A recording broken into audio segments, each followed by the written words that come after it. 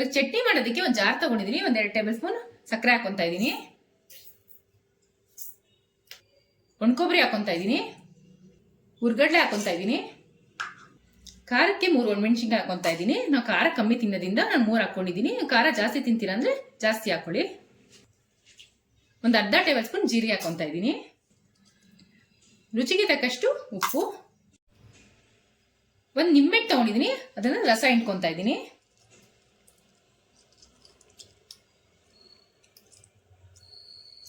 ಇವಾಗ ಇದನ್ನ ರುಬ್ಕೊಂಡ್ಬಿಡೋಣ. ನೋಡಿ ಈ ಥರ ರುಬ್ಕೊಂಡಿದ್ದೀನಿ ನೈಸಾಗೆ. ಇವಾಗ ಒಂದು ಒಗ್ಗರಣೆ ಹಾಕೊಂಡ್ಬಿಡೋಣ.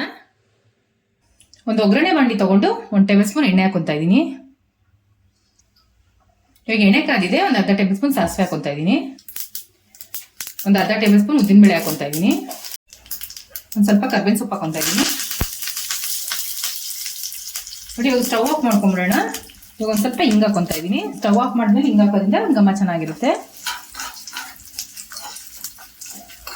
ಇವಾಗ ಒಗ್ಗರಣೆನ ಚಟ್ನಿಗೆ ಹಾಕೊತಾ ಇದ್ದೀನಿ.